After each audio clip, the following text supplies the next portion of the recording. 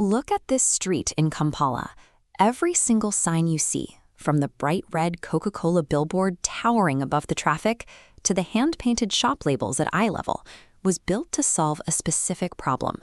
But why does a hospital sign look so structurally different from a kiosk selling Rolex and chapati? It all comes down to graphic design. Graphic design is the practice of combining words and images to trigger a specific feeling or reaction from anyone who walks by.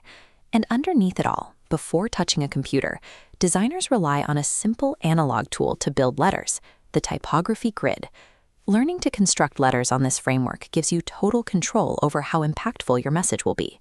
4 horizontal lines establish exact physical boundaries for every letter. The baseline is the structural floor where letters stand flat. The cap line is the ceiling for uppercase letters. The mean line restricts lowercase letters. Finally, the descender line creates a drop zone for tails. Relying on these 4 lines eliminates the guesswork from your layout. It ensures every letter is identical in height and spacing, creating consistency for professional work. In practice, to construct an uppercase A, we anchor the feet strictly to the baseline and push the peak up to the cap line. The horizontal crossbar then snaps precisely onto the mean line, creating perfect symmetry. Lowercase letters require care, specifically those with tails breaking the primary floor. For a lowercase g, the circular body fits snugly between the mean and baselines. The tail drops cleanly, stopping exactly at the descender line. Now it's your turn. Pause the video, grab a piece of paper, and draw your own 4-line grid. Construct your first name, starting with a capital letter, followed by lowercase.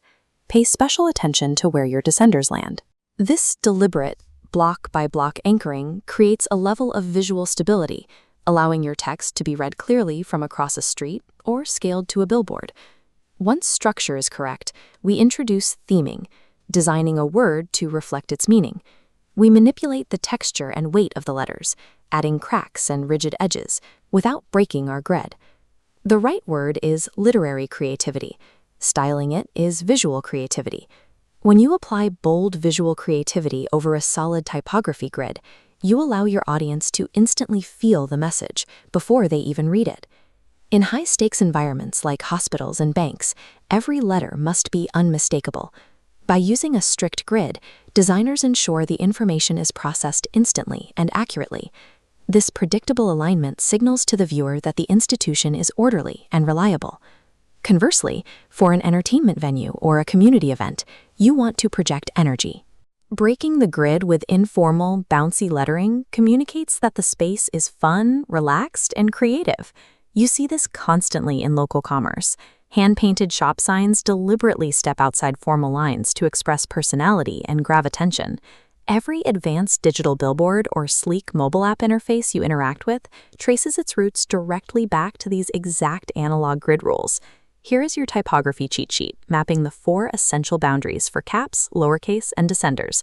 Take a screenshot of this now.